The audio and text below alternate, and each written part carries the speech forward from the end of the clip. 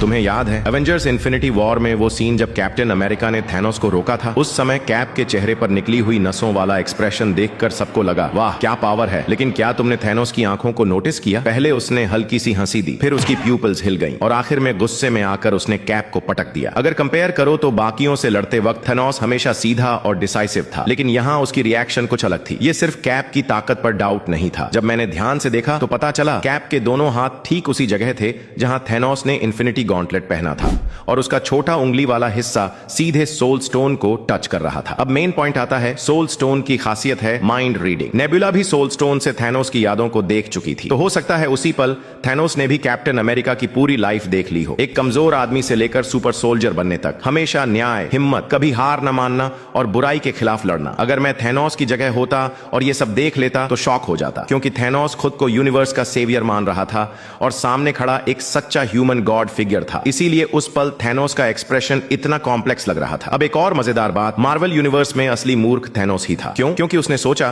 कि विश पूरी करने के लिए उसे पूरी यूनिवर्स में घूमकर 6 स्टोन्स इकट्ठे करने होंगे। स्नैप मारकर उसने अपनी जान तक आधी गवा दी, जबकि असगार्ड का रेनबो ब्रिज पहले से मौजूद था। हाइमडॉल एक नजर डालते ही उसे खोल सकता था और ओडिन के आर्टिफैक्ट से आसानी से इटर्नल गॉड्स को बुलाया जा सकता था। यानी असली wish system rainbow bridge plus eternal gods था। इन्फिनिटी स्टोन्स तो बस लो ग्रेड विशिंग मशीन थे। हल्क ने स्नैप करके सबको वापस लाने की कोशिश की, लेकिन वो भी लिमिटेशंस के साथ था। वहीं इटर्नल गॉड्स तो सिंपल विश सुनकर बिना किसी लिमिट के पूरा कर सकते थे। अगर थैनोस को ये पहले पता चल जाता तो उसका प्रोसेस सिर्फ 3 स्टेप्स का होता। 1, ओडिन का कोई आर्टिफैक्ट हासिल करो। 2, इटर्नल गॉड के सामने अपना विश बोलो। 3, आराम से यूनिवर्स रीसेट होते देखो। फिर ना किडनैपिंग की जरूरत, ना एवेंजर्स से लड़ाई और ना ही हाफ यूनिवर्स को डिस्ट्रॉय करने की।